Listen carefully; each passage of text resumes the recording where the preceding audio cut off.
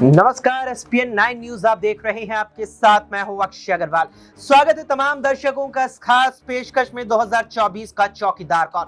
जिस तरीके से 2024 के आम चुनावों की उल्टी गिनती शुरू हो चुकी है, ऐसे में अब उल्टी गिनती इस चीज की भी शुरू हो चुकी है जो यहां पर तमाम सांसद हैं, चाहे सत्ताधारी पार्टी या भाजपा के हो या फिर यहां पर विपक्षी दलों के हो, उनके टिकट न कट जाएं। इस बात की भी उल्टी गिनती शुरू हो चुकी है कि कब इस बात का ऐलान उनकी पार्टी की तरफ से हो जाए कि आपको टिकट नहीं दिया जा रहा, अब थोड़ा आराम फरमाइए और नए नेता को मौका दिया जाएगा। अब इससे पहले ये पहल यहां पर पार्टियां करती नजर आती, उससे पहले यहां पर नेताओं की तरफ से ही अब ये प्रतिक्रिया आने लगी है कि वो ही अब राजनीति से संन्यास लेते नजर आ रहे हैं। इसमें सबसे पहला और बड़ा नाम नजर आ रहा है पूर्व दिल्ली से बीजेपी सांसद और पूर्व क्रिकेटर गौतम गंभीर का। यहां रविवार से पहले ही ये बड़ी खबर आई है, झटका कहीं ना कहीं बीजेपी को लगा कि शनिवार सुबह ही अपने ऑफिशियल ट्विटर अकाउंट, अपने ऑफिशियल एक्स हैंडल से गौतम गंभीर ने ट्वीट करते हुए इस बात की जानकारी दी और कहीं ना कहीं अपील की बीजेपी आलाकमान से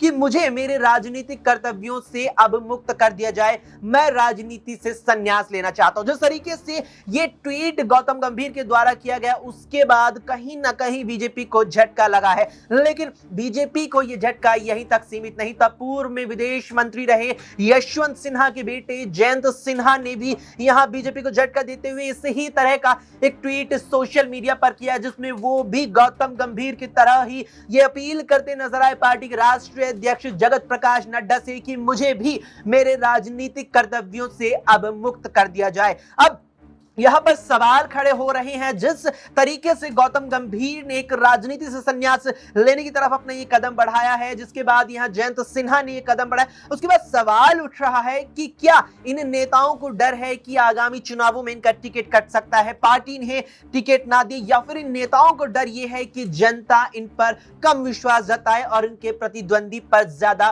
विश्वास जताते हुए उन्हें सांसद की पहचान दिला दे। तमाम सवाल हैं इस पूरे मसले को लेकर के और इन तमाम सवालों के जवाब न्यूज़ रूम में अपने तमाम सहयोगियों से जानेंगे। अमन जी हमारे सहयोगी हैं, जानेंगे। अमन जी, जिस तरीके से शनिवार सुबह ही, रविवार वैसे कहा जाता है छुट्टी का दिन है, लेकिन छुट्टी इन नेताओं ने शनिवार को ही ले दी पूरी राजनीति से। गंभीर साफ तौर पर कहते नजर आते हैं कि राजनीतिक कर्तव्यों से मुझे मुक्त कर दिया जाए। उसके बाद जयंत सिन्हा एकदम से बड़ी खबर आती है। क्या कारण लगता है? क्या नेताओं को यह लगता है कि पार्टी टिकट काट देगी, मेरा जो पिछले 4 से 5 साल का जो कार्यकाल रहा इतना बेहतर नहीं रहा, या फिर नेताओं को यह लगता है कि पार्टी तो विश्वास जताएगी लेकिन जनता विश्वास नहीं जताएगी? देखिए, जाहिर सी बात है, गौतम गंभीर को लेकर पहले से ही बात चल रही थी, क्योंकि उनको लेकर ये बवाल था कि वो कह सकते हैं कि अपने क्षेत्र में कम और क्रिकेट के मैदानों में ज़्यादा नज़र आते हैं, कमेंट्री करते हैं और उनको जनता की किसी भी दिक्कत, जो प्रॉब्लम्स हैं, जो उनकी परेशानियां, उससे कोई सरोकार नहीं है। इसीलिए उनके ऊपर लगातार मांग उठती रही थी। वहाँ एक कार्यक्रम में भी उनके विधायक के साथ में कुछ कहा सुनी हो गई, तो यही कहा जा रहा था कि उनको जो एक जन सेवा करनी चाहिए उसमें वो कहीं ना कहीं फेल हो रहे हैं, इसीलिए उनका टिकट कट सकता है। और उससे पहले ही उन्होंने कहा कि भाई मैं अब राजनीति से ऊब गया हूँ, मैं अब राजनीति नहीं करना चाहता हूँ, इससे मैं अलग हटना चाहता हूँ। इसी दौरान खबर आती है कि जयंत सिन्हा, जो यशवंत सिन्हा के बेटे, और यशवंत सिन्हा एक बड़े नाम माने जाते थे बीजेपी में, वो भी टीएमसी में चले गए। उनके बेटे अभी तक बीजेपी में थे, लेकिन अब वो भी कह रहे हैं कि भाई मैं भी अब अपने जो है राजनीति को यहीं त्यागता हूँ, मैं बीजेपी के साथ आगे नहीं बढ़ सकता।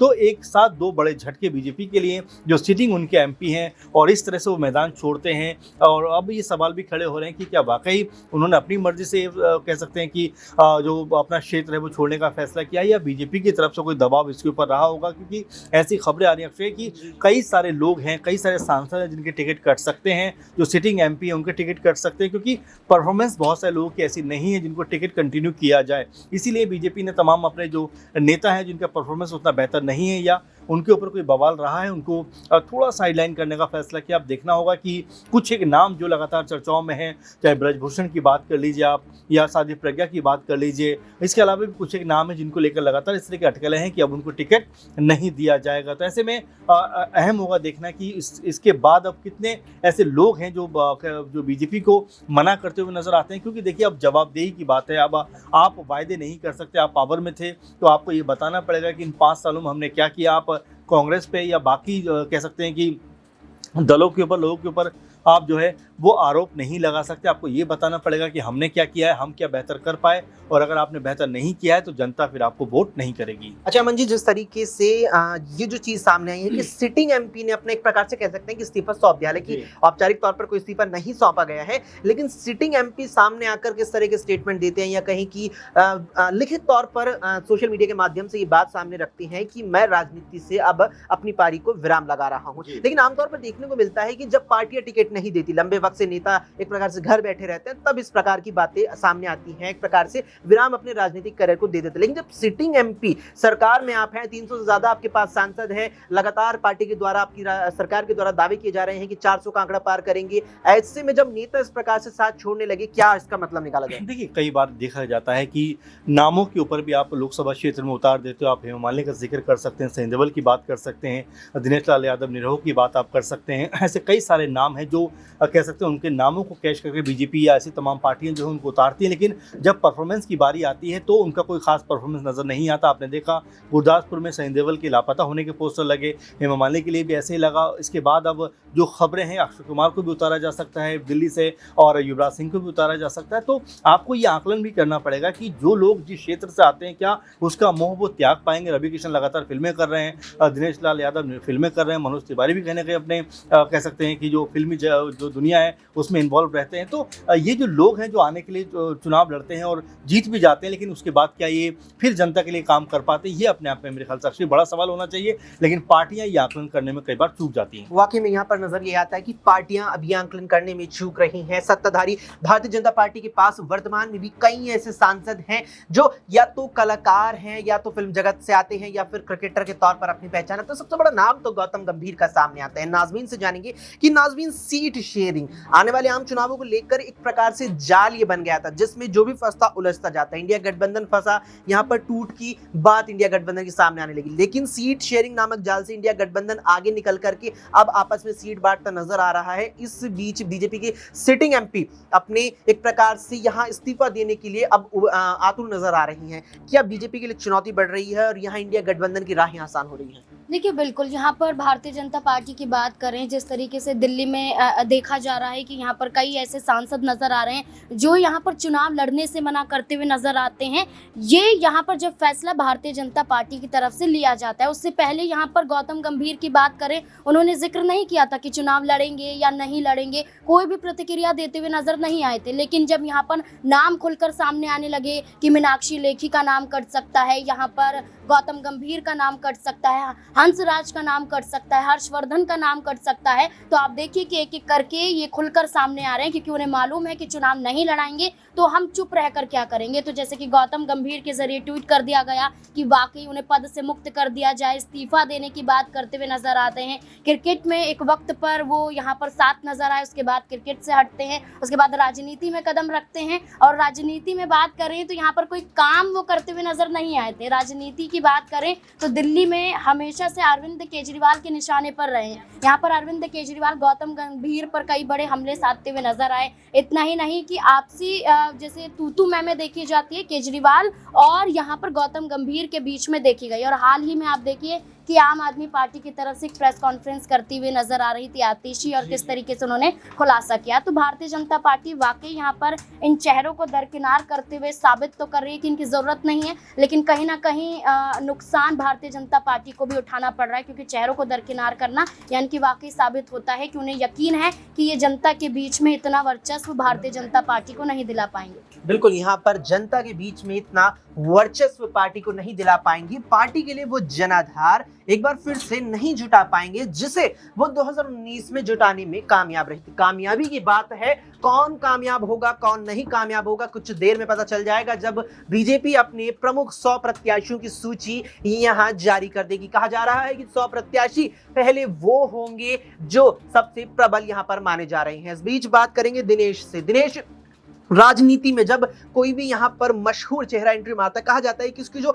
अपनी विरासत होती है, चाहे वो क्रिकेट जगत से हो, फिल्म इंडस्ट्री से हो, वो कहीं ना कहीं आधार बनता है उसके पहले चुनाव में उसको वोट मिलने का। लेकिन जब वो दूसरे चुनाव में उतरता है, आधार बनता है उसके पिछले 4, 5, 6 सालों का काम। क्या काम करने में विफल रहे? क्या यही कारण है कि उन्हें एक अंदरूनी आंकड़ा या अंदरूनी सर्वे उन्होंने कराया कि नहीं, इस बार हम आगे नहीं जा पाएंगे, जनता हमें नहीं चुनेगी? क्या यही वजह लगती है? देखिए अक्षय, जिस तरीके की स्थिति इस वक्त बनती आ रही है, भारतीय जनता पार्टी अपने ही दिग्गज नेताओं का नाम को लेकर अब सस्पेंस में बनी हुई है। पार्टी की राष्ट्रीय कार्यकारिणी की आज बैठक होने वाली है करीब 1 घंटे के बाद, और यहाँ से खबरें जो सामने आ रही हैं, 100 से ज्यादा उम्मीदवारों के, जो पिछले उम्मीदवार थे, उनके टिकट कट सकते हैं। बड़ा झटका देने वाली है भारतीय जनता पार्टी उन सांसदों को यहाँ पर जो कि अपने लोकसभा क्षेत्र में सक्रिय भूमिका में नजर नहीं आए। आपको मैं एक बयान याद दिला दूं, अशोक चौधरी जो कि भारतीय जनता पार्टी के राजस्थान के सांसद हैं, एक खुली जनसभा में उन्होंने कहा कि मैं आपके बीच नहीं आ पाया, आपके काम मैं नहीं कर पाया, इसलिए ये सजा मुझे दे देना, पीएम मोदी को इसकी सजा मत देना। यानी कि साफ तौर पर गलती कबूल करते हुए, ये स्वीकार करते हुए नजर आ रहे हैं कि हम लोगों के बीच पिछले 5 साल में नहीं पहुंचे। देखिए अक्षय, इस वक्त जो है परिस्थितियां,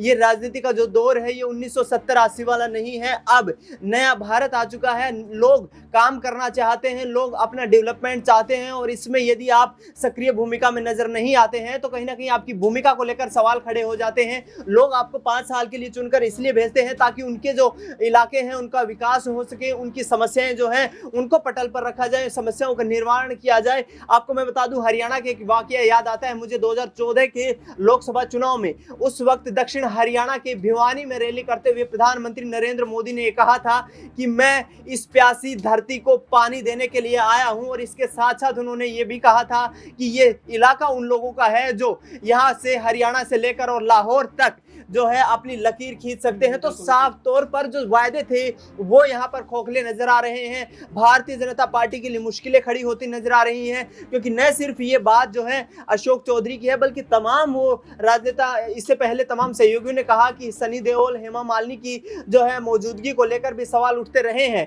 तो अब भारतीय जनता पार्टी को कहीं ना कहीं जो फीडबैक आ रहे हैं उनसे ये पता चल रहा है कि आने वाले चुनाव में राह इतनी आसान नहीं होने वाली है। दूसरी तरफ सुप्रीम कोर्ट के कुछ ऐसे फैसले आए हैं जिन्होंने यहाँ पर प्रधानमंत्री की कार्यशैली पर सवाल खड़े किए हैं। इससे अलावा ईवीएम को लेकर भी बड़े मुद्दे चल रहे हैं, यानी कि चौतरफा गिरती हुई नजर आ रही है मोदी सरकार, और लगातार ये जो फैसले ले रही है इसमें कहीं ना कहीं आम लोगों तक उन बातों का इंपैक्ट डालने में नाकाम नजर आ रही हैं। और आगामी वक्त में अब देखना होगा कि कितने सांसदों का यहाँ से टिकट कटता है और भारतीय जनता पार्टी को इसका कितना बड़ा नुकसान झेलना पड़ता है। बिल्कुल, यहाँ पर कितने चेहरों का टिकट कटता है और कितना बीजेपी को नुकसान झेलना पड़ता है, या फिर मोदी लहर, मोदी मैजिक, जिसका लगातार ही पिछले 10 सालों से जिक्र बीजेपी करती आई है, क्या वो एक बार फिर से केंद्र के चुनावों में, लोकसभा चुनावों में बीजेपी की नैया को पार लगवा देगा?